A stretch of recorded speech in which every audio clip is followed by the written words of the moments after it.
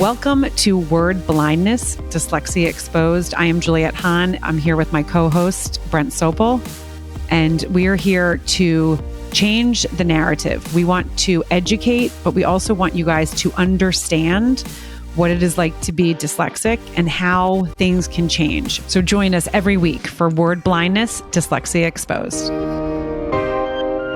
Welcome back to Word Blindness. This is Juliette Hahn, and I am here with Brent Sopel, live from Canada. How are you? I know, look at my jersey over my shoulder. I'm sitting in my mom's office.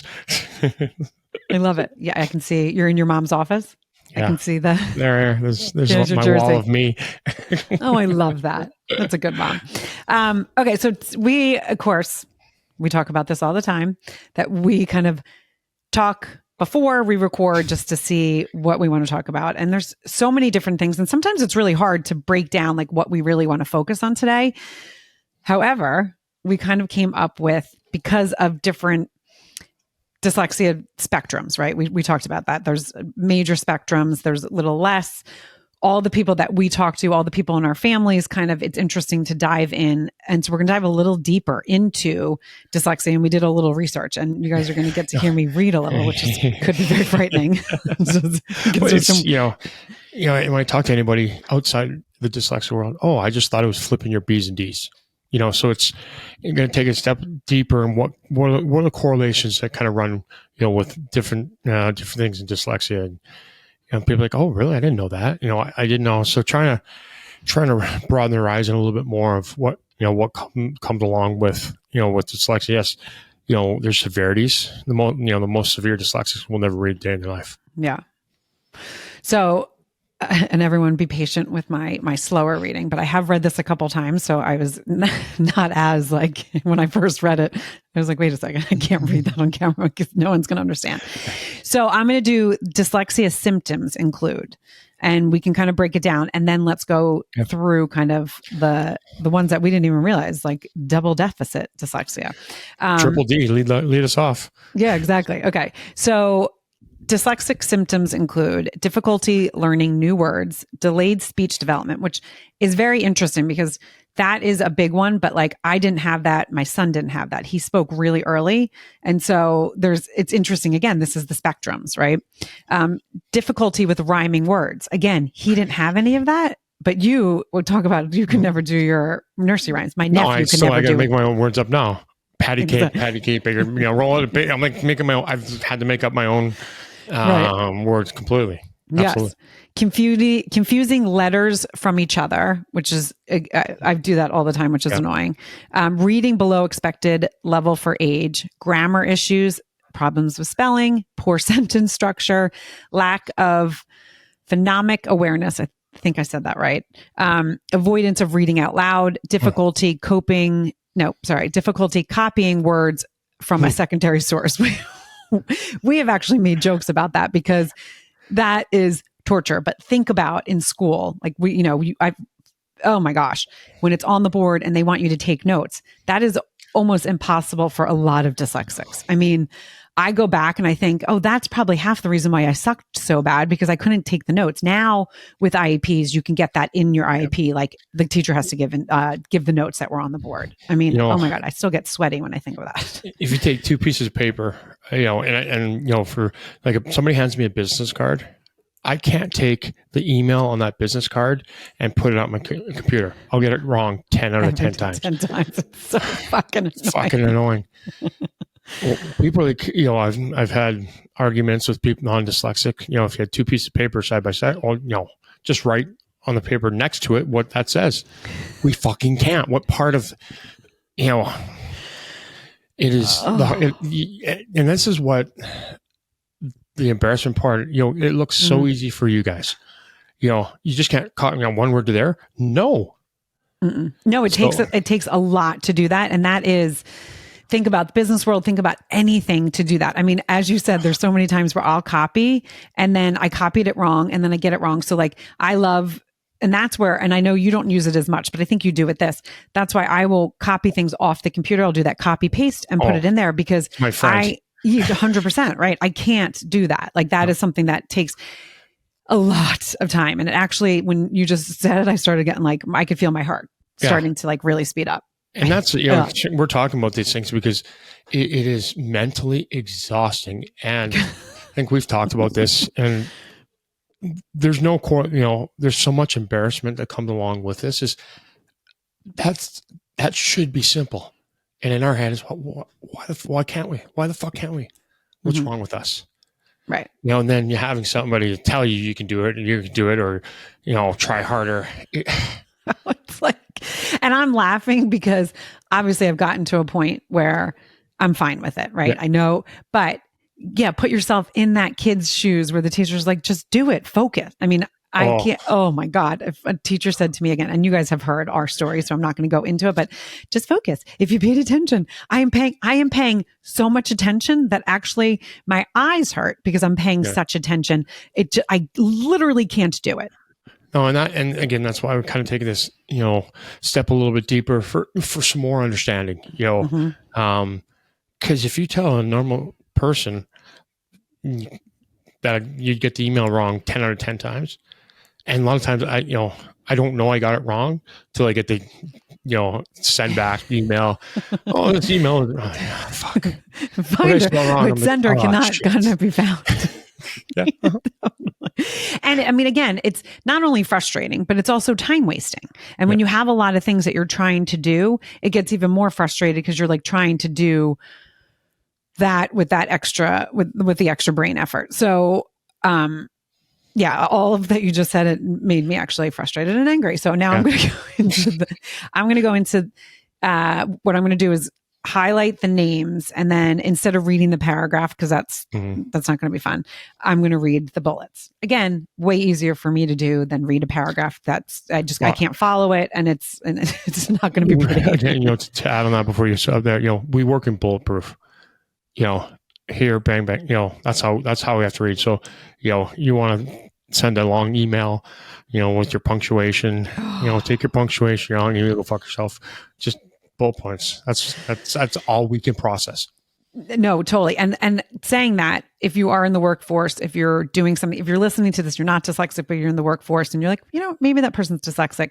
Bullet points are really the way we can read emails. I mean, I have like 5 emails from a group that it's literally not even paragraphs. And every time I open it, I'm like, oh my God. And I literally have shut it 15 times. I have to the amount of concentration, I actually have to copy it and kind of space it for myself. Well, I have to print it out and then space it for myself. And again, it's so annoying. It should be something that is able to do. And I have to print out most of my things. I can't read off the computer. Are you the same way? You know what? It's really funny that you said that. I love that you just said that, because I tried to print this and my ink was out, and I had technical difficulties before. My ink was out. I've gotten way better. In the beginning, when computers were out, I had to print everything and I had to have a stack of paper. But then I was like, oh my God, I tried to do like the environmental thing. Like, no, I can have it on here. But if I really need to comprehend and I really need to focus on something and completely understand it, and I'm not grasping it, I have to print it out and I have to have it on a piece of paper and I need to read it. Totally. I got piles of paper, everybody's at the rink. What do everything's gotta be, it's either gotta be paper. Can I write, read a short bulletproof, a couple things, but with any length computer, no way. No, I have to print it. So a lot of my emails I will print out and I'll have a stack. And because it's also like, I can read it, then be like, okay, process it. When it's on the computer, it's different. And that brings us also, as I'm going to read these, we can tell kind of some stories, because one of my clients, when she has to put this overlay over her, and it highlights letters, and I never saw this. And I was like, oh wait, this is interesting. Okay. So phonological dyslexia. I think I said that right. Again, I could not say that. Sounds close. Okay, so difficulty learning sounds made by letter combinations. Oh my God. E, B, psh, whatever the fuck. Oh my God, I want to lose my mind right now. Yeah, this might tweak Brent a little bit as we go through this. Can you just sound it out? No, I can't sound the fucking thing out. Well, we talked about this. My mom and I the other day laughed because there would be times where I'd be like, Mom, can you just spell that? And she would start sounding, and I'd be like, Mom, I can't do that. Or look, back in the day when we didn't have computers, look it up in the encyclopedia. I don't know how to spell it. I can't look it up in the encyclopedia. This is obviously before we knew that I was dyslexic. And oh my God, it's so frustrating. So when what when your mom would start sounding it out, did it send you off? Yes, I think I would just be like, just tell me. And it was always like kind of, again, I grew up with 5. There was always chaos. I probably was yelling from the other room. She was more of a calm person, but I think there was times where I was like, and I didn't curse back then because my mom didn't curse. So I know I did not curse, but I'm sure I was like, can you just say it? I'm trying to do something fast. Can you just say it? Yeah, it didn't set me off, but not where I would freak out. I think I would just yell at her, just like, and then she would kind of laugh and be like, fine. And that little bit of yelling was that, was that frustration. Oh, 100%. That I can't do it. It was just like in the correlation, somebody we talk about dumb and stupid. Oh, you're smart. Now I want to punch him in the face because it's the opposite, right? Right. Instead of saying, well, I don't know how you got there. That's a great job. Things like that, it sets me off because it takes me back to all those years where I'm sitting there trying my fucking hardest and felt like an idiot because I can't do it. Yeah. What does that fucking sound? And if you think about it from a parent's point of view, raising kids, I think, we've talked about how the time when Montgomery, I was like, come on, just do it. And then all of a sudden I was like, wait a second, I got to pull myself back. That's so annoying. I'm doing what my mom used to do to me. And again, my mom was my biggest advocate. So she used to help a lot, but there would be times where she's like, well, just try, let's do this, because there is that fine line, right? Because you could have a kid that's not dyslexic or struggling that just wants you to do it, right? They just want you to do it because they don't want to do it. And they are maybe lazy. When the person is dyslexic, it is not that they're being lazy. It is that they literally cannot do it. Like it takes so much out of them. So it is a fine line as a parent. As you're listening to this, if you're like, oh shoot, I was trying to encourage them. I wanted them to know that they could do it. No. Yeah, and that's that's kind of why we were going a little bit step deeper, a little bit more understanding what is entitled with that. Yeah, and that doesn't always happen. A lot of times it's you got the dyslexic, and then the other kid is brilliant, off the charts, easy. You're like, why can Sam do that and you can't? So it's just trying to bring that correlation and is what that all means and the feelings that come with it and the anxiety and the trauma that comes with it. And I'm going to say this because I'm going to say it early and what I'm going to say. Dyslexia is not about your IQ. It is about a learning style. So yes, you could have, if you have other family members in your family that are not, they usually are good in school, but they have high intelligence. So dyslexics are usually very high IQ, even if it's not tested right, but it's just a learning style. It's nothing to do with your ability and also your intelligence. It seems right that you are not, and that's what you're telling yourself because you're like, why can't I do this? Especially if you're not diagnosed and you're going through school. Absolutely. I think I saw 60% of self-made millionaires are dyslexic. Yeah, it's something crazy. We talked about big picture. The other day when I was driving, what that meant is, I never understood really how different my brain was, until I really got into coaching, the last year. And people don't see what we see. No, and it's right. It's fascinating, but then frustrating if you don't have that group that also does. That's why we're doing this podcast is, getting together with more like-minded people, all the people that we've had on the podcast. It's really cool to, and again, we talked about that in the recap that we did, I think 2 weeks ago of November. So here's the other one. Difficulty sounding out unfamiliar words. Again, if it's a word I don't know, not going to be able to sound it out. I've tried to Google words before and there's not even a word that comes up in the fucking English dictionary. That's how far off I was. Yeah. Difficulty spelling. That just brings us up there. Spelling the same word different ways on the same page. Oh, absolutely. 100%. Yeah. Slow reading, avoid reading activities, difficulty recognizing familiar words in new context. So difficulty recognizing familiar words in new context. Okay, so that's interesting. Because again, you might know the word, but if it's in something that you're not familiar with, like how I'm in the science world now, there could be words that I know, but I literally get to them. I'm like, I don't know that. And then I'm like, oh, wait, I do. It's just in like a bunch of science words around it. Is that a noun or a verb? I don't fucking know. Or an adjective or an adverb. What? I do know adverbs, aren't they the action words? Because I feel like I was always.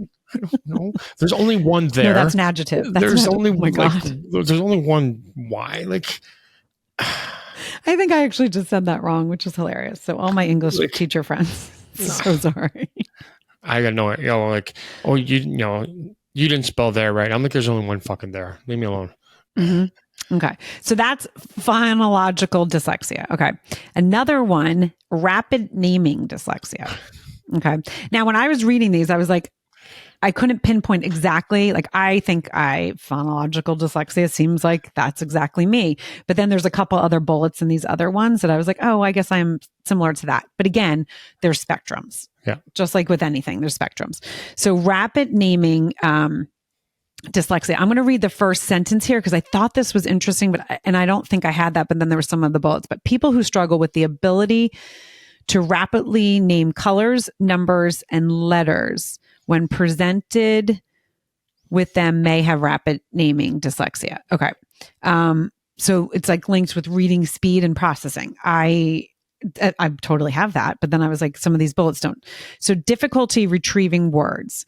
We talked about that. Oh, there's definitely times in my life I have been, and I remember, I feel like as I've gotten older and do what I'm doing, I've strengthened that part, if that makes sense. Yeah, for sure. It's, we talk about it, we go to write a sentence and I can't write anything. Yeah. But you can't spell that word. So now we got to go back and try and reword that sentence to make something else fit all the time. And this is one of the things that was interesting. And if you guys, I think I've talked about this on the podcast when Montgomery was a baby and how he wanted me to read everything to him. And I do believe that was a little bit why he was an early talk. I mean, he talked so early, and literally his vocabulary was crazy. Like, people were like, did he just say that? I'm like, yeah. But he was so fascinated with words. And I really think as he was trying to process and couldn't, like, it was just, that was like, he early on recognized that there was something different in the way his brain was. And so but again, that was a defense mechanism as a baby. And I mean, this is why he's so freaking smart.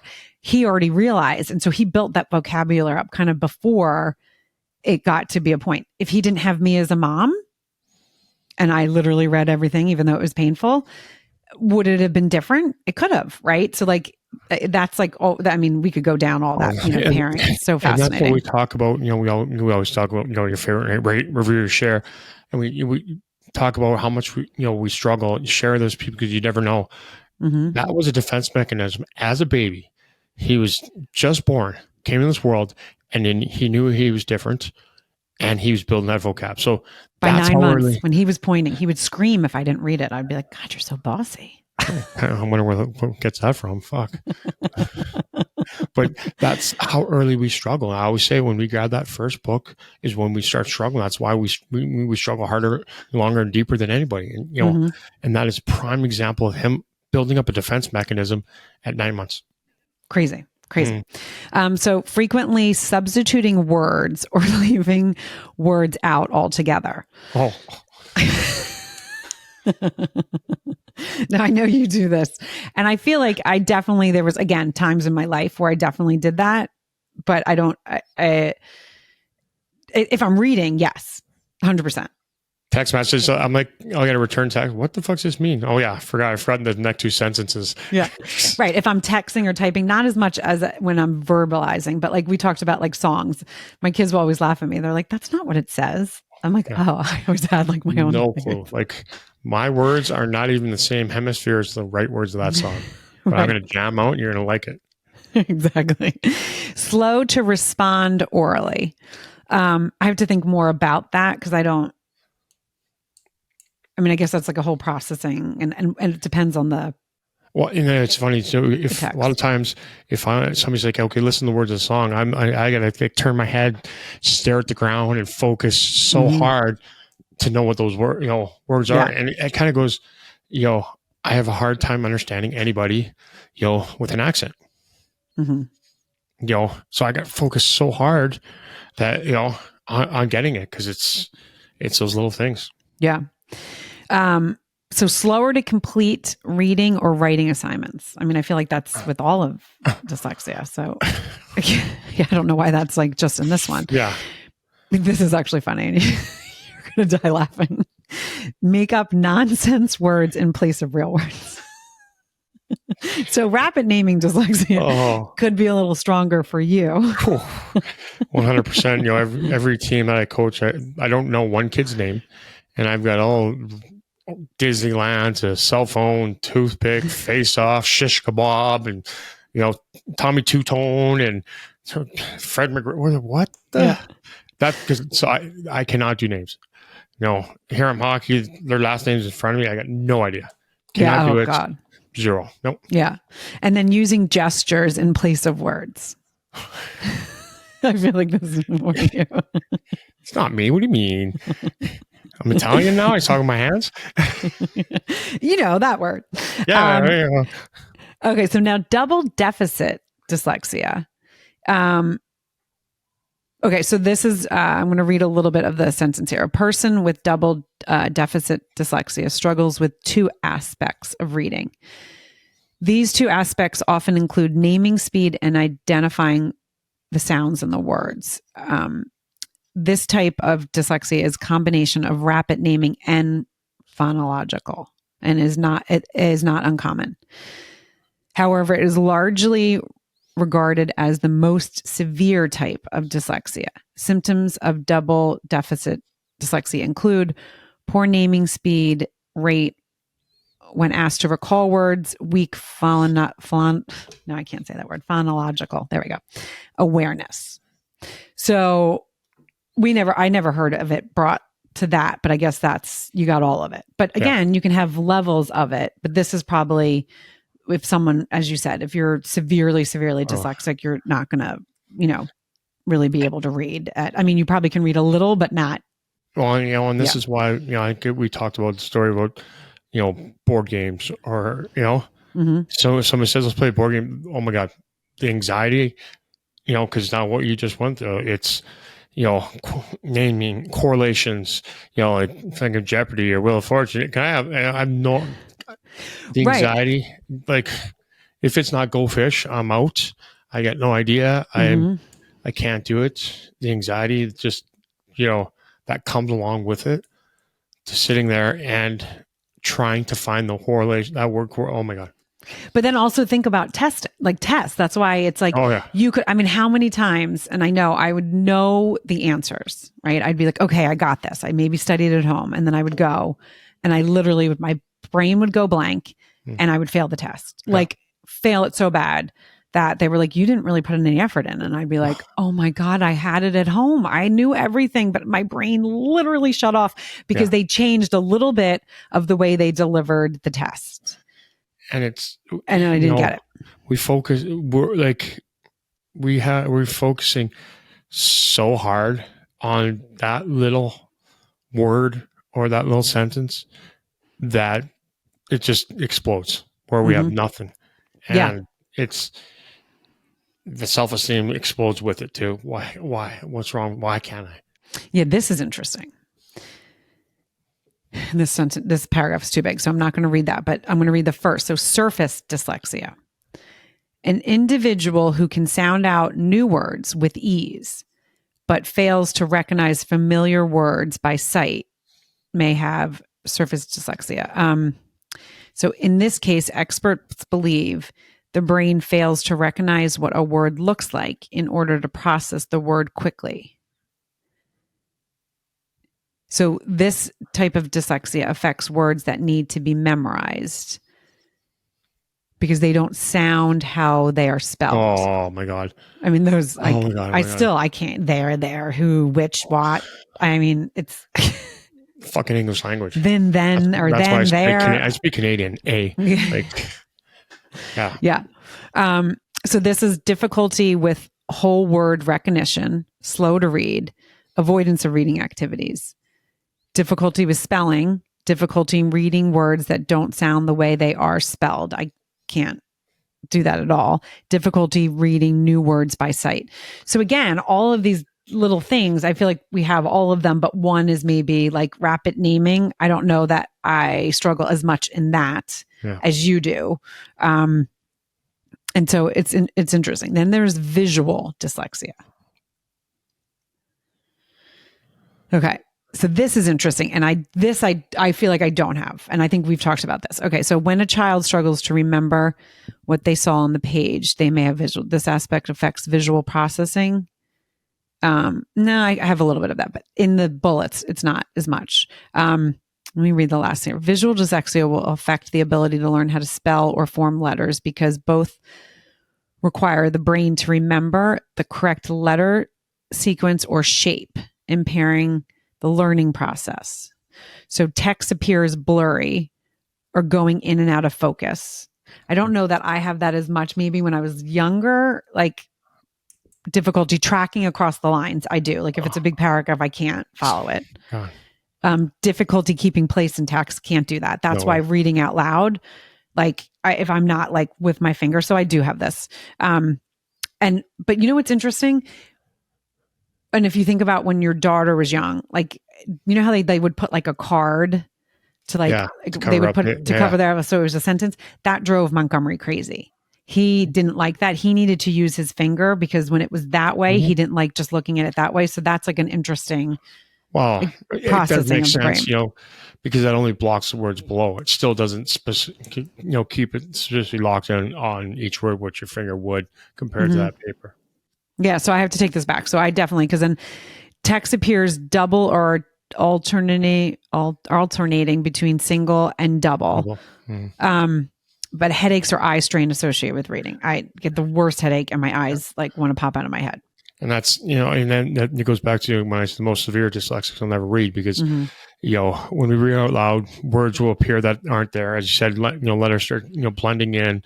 So that's why reading out loud and, most severe dyslexics, the letters are always moving. Yeah. So, right. And that's one of my nephews who needed the color. And I would say he's extremely strong in math. He needed like everything to have a color overlay because that's how he read. That distracted myself and Montgomery. But he would see like the letters jumping at him. Yeah. And so the colors stopped that jumping, which is interesting because we didn't like when my sister and I, when our kids were diagnosed, and hers was first. Montgomery was with dysgraphia. So like it was different. I was like, oh yeah, we're in the process of it. I don't know. Cause this is again, when he was memorizing everything, I was like, no, he's reading fine. No, he wasn't. He was memorizing everything to like crazy extents. But hers, like we tried these things and Montgomery was like, what is that? That's driving me nuts. I'm like, do things move on the page? And he didn't have that. Now, did you said that happened to you, right? I didn't need the color overlay. When I'm in front of class, when I was reading out loud, sharing, blending, no idea. I remember, getting laughed at. I'm saying words that even are on the page. Totally. What are you talking about? What are you reading? It's not, and then I snap and here we go. Right. No, totally. Now there was another, and I'm going to look this up because I know I sent it to you, but so that's interesting. But then there was like others I started researching and there was like 12 different forms of dyslexia. And I was like, what? So again, this is from one source that had that, but I've heard those kind of dyslexias broken down. We kind of dove in about when dyslexia was founded, and that's where word blindness comes. I mean, this was again, I was saying this is late 1800s, 1877, and his name is, I'm not even going to say it. He was a German physician. I'll just leave it at that. And he was the first one. And then the person that changed it to dyslexia, which I don't think you were dyslexic, another German, but he was an ophthalmologist. And he in 1887, but again, I think when we broke it down, dys means trouble and lexia means reading or vice versa, something like that. And it's we're talking how many years ago, and we're still talking about having zero fucking clue what's going on. Yeah. Okay. Where was the thing that I sent you? Because it had the left and rights, which I was fascinated that it was broken out like that. I'm going to pull that up. Where was that?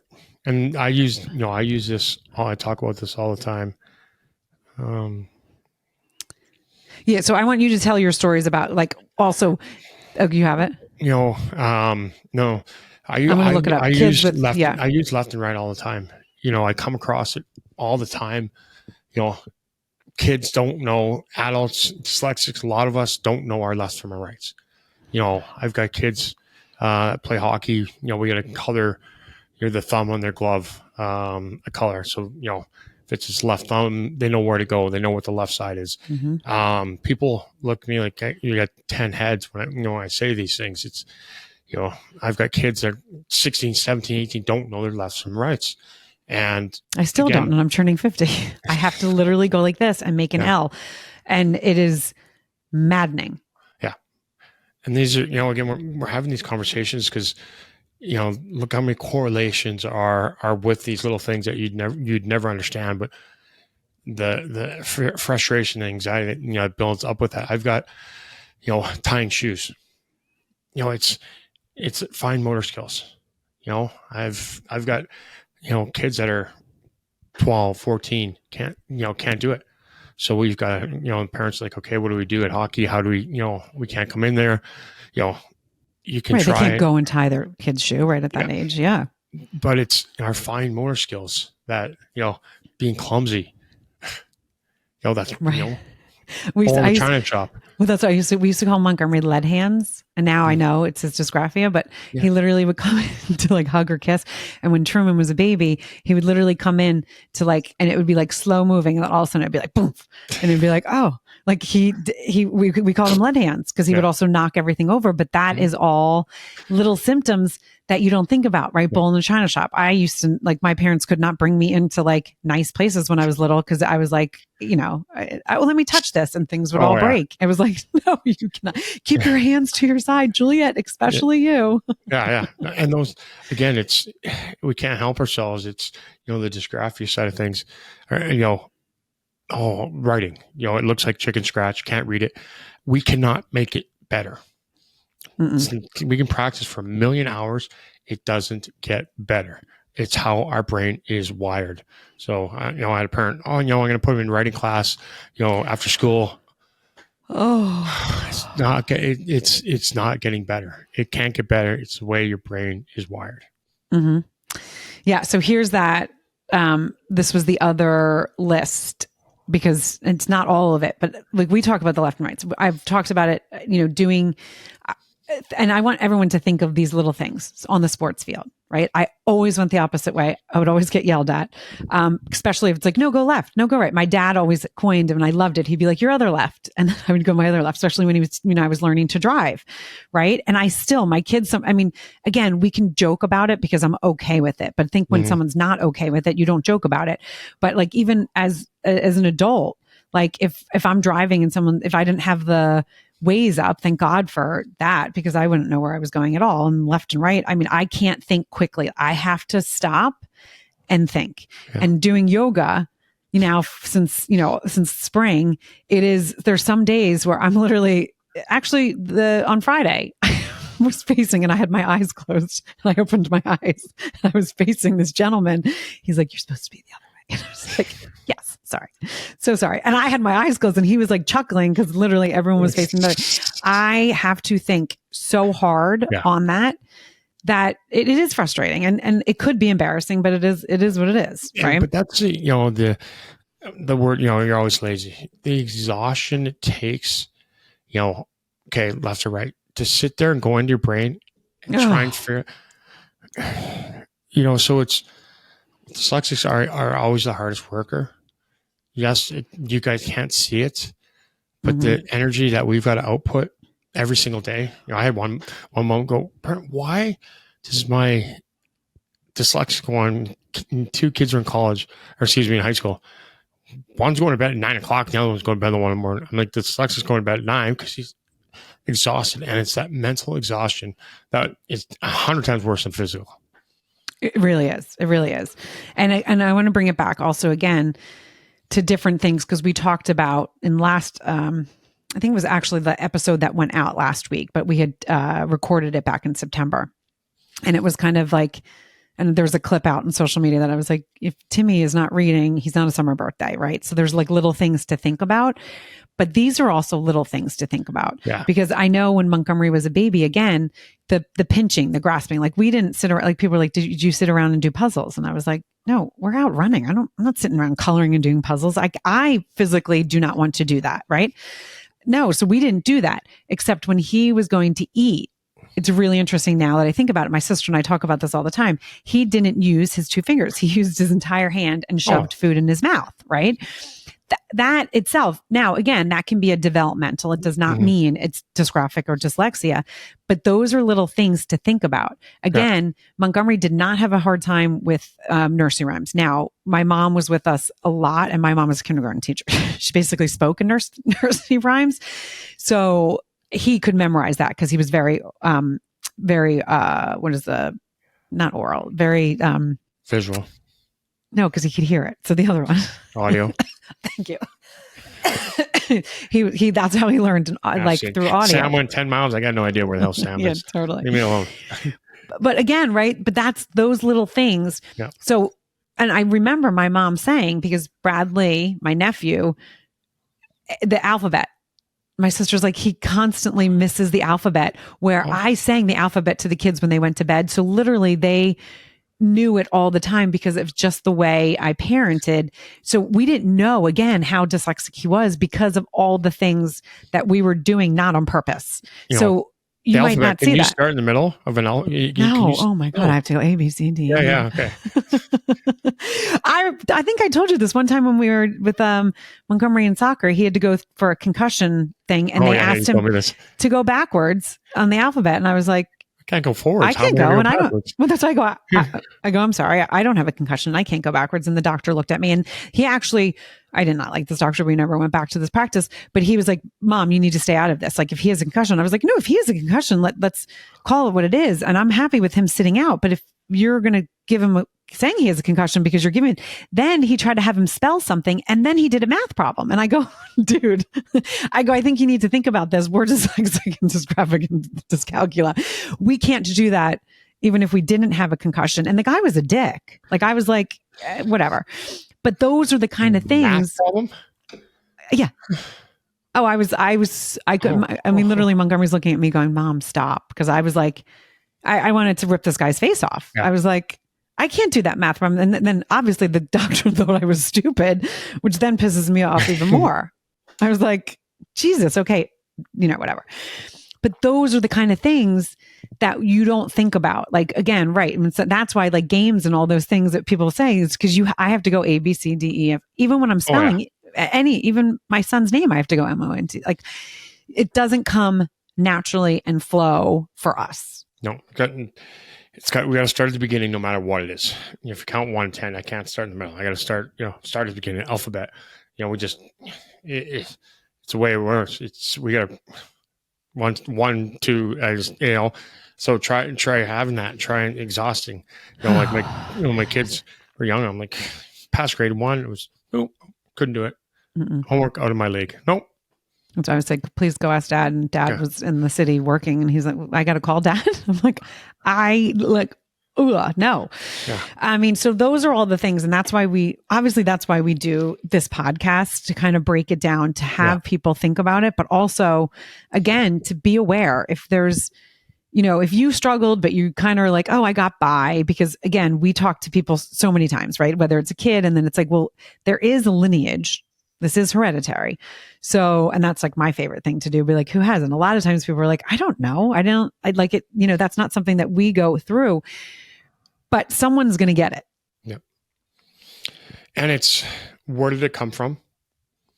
If it's a, 10-year-old boy, okay, who's that? Mom or dad?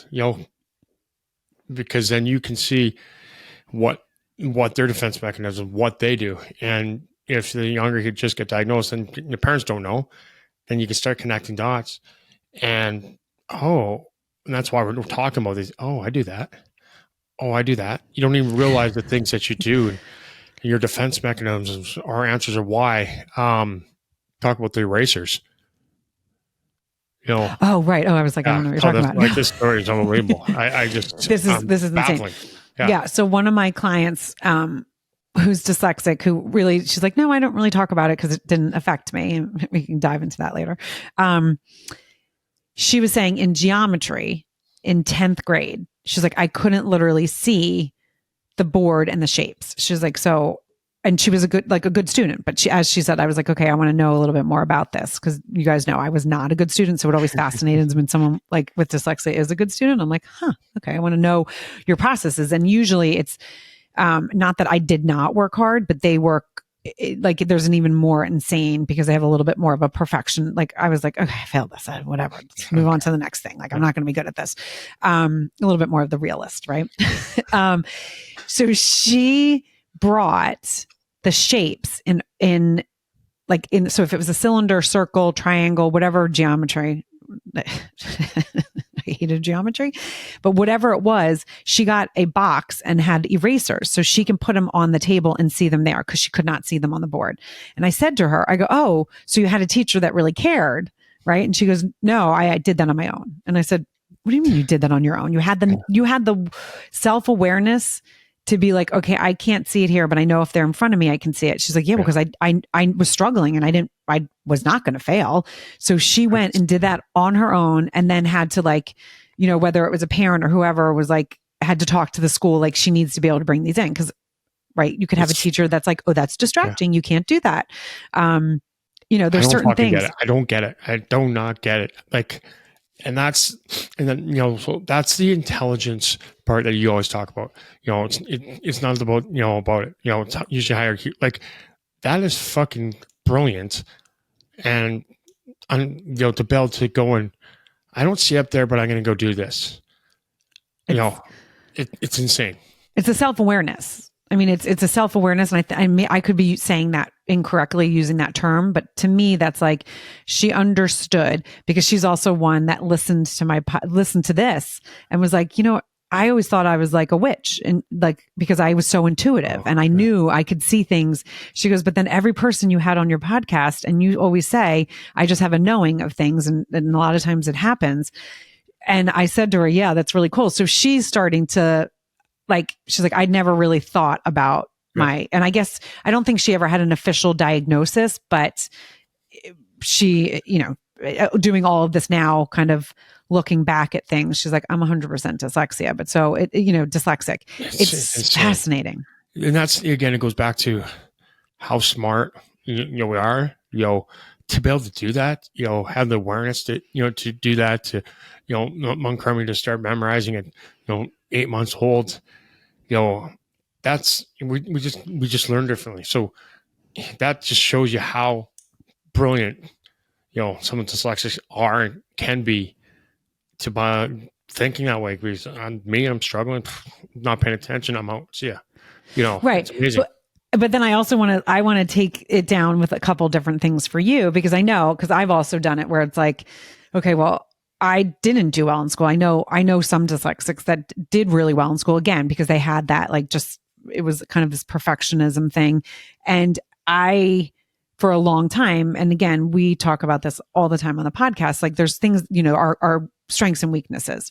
And I don't know if I really ever, until later in life, really was like, wow, okay, there are things that I am really smart at. I knew I was intuitive as a mother, and there was things that I knew that I was good at, but not until I got older that I realized my intelligence, my creativity was at a different level than I ever gave myself credit. And I think you are still kind of in that exploration stage.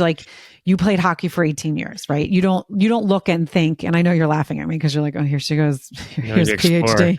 Yeah, I explore.